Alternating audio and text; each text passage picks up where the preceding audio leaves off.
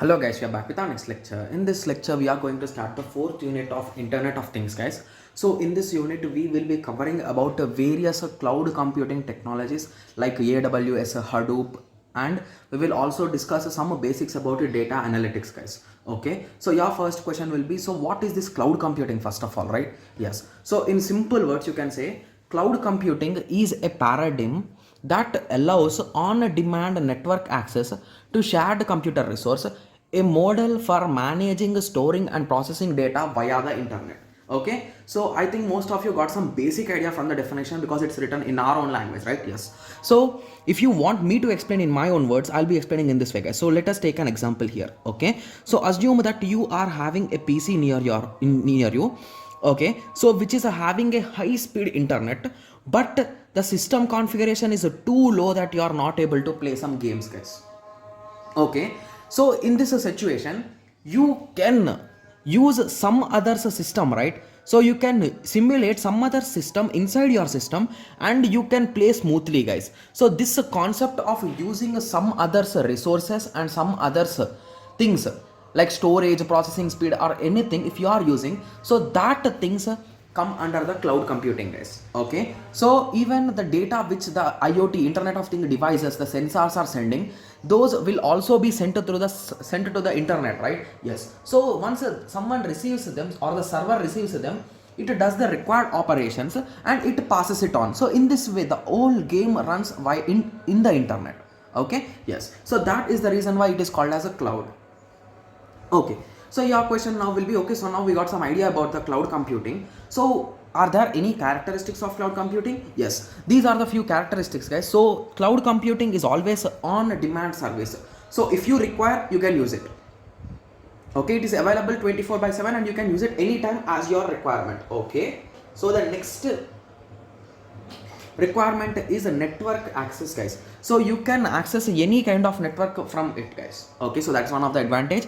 Similarly, shared resource. So assume that if there is a shared resource at some place and you want to utilize it, if it is in the network, you can use it. So that is also an advantage. Similarly, scalability. So if you want to add some of your systems to the network, you can add them easily and you can do any kind of operation. Okay, you can just go through the theory of the here, guys. Okay, yes. Okay, so let us first go through the architecture diagram, guys. So just give me a second, I'll be showing it. Just give me a second.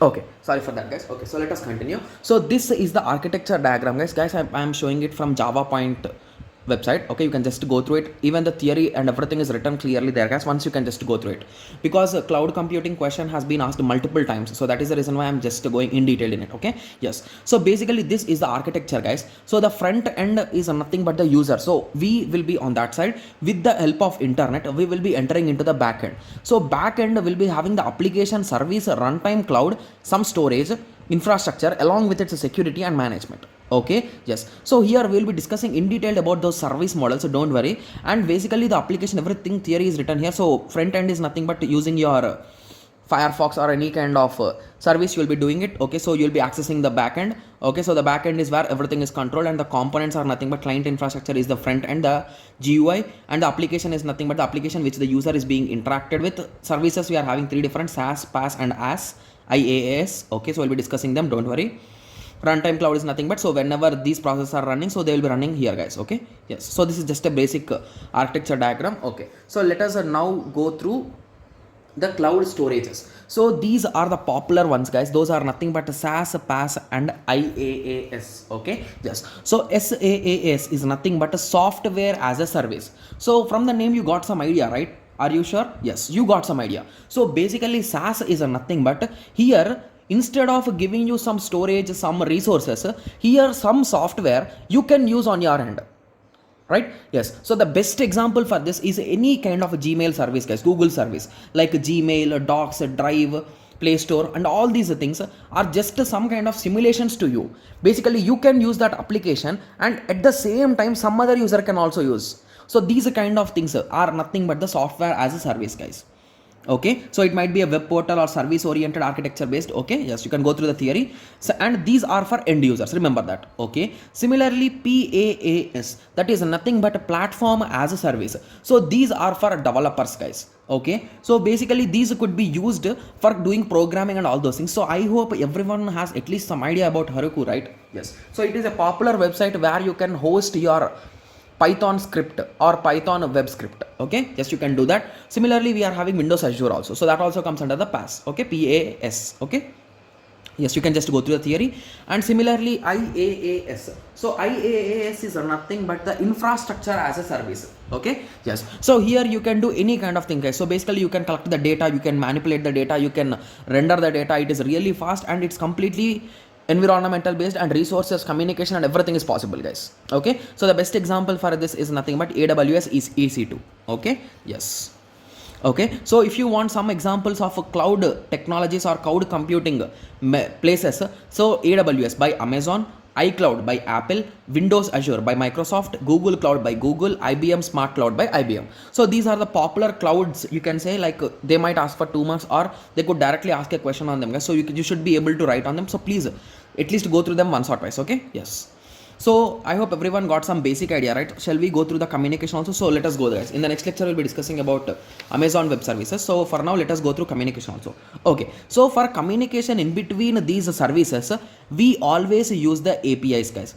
So basically API is nothing but application program interface. So whenever you want to send some data from one sensor to another sensor or any kind of thing, so then you need some kind of application user interface, application programming interface where you can do. So basically whenever you are using any kind of IoT device, most of the time the data will be sent and received using the HTTP only, guys. We'll be sending the data using HTTP to the particular server, right? Yes.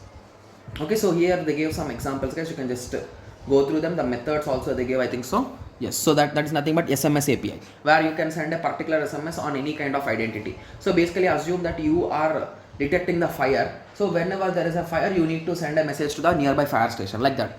Those kind of things can be done. Okay. Similarly, we are having the MMS also, similarly video call and emergency calls. Okay, so these are some APIs which you can just go through them once. Okay, yes. So I hope everyone got some basic idea. So in the next lecture, we'll be discussing about Amazon Web Services, guys. Okay, yes. So let us meet in the next lecture. Thank you. Thanks for watching.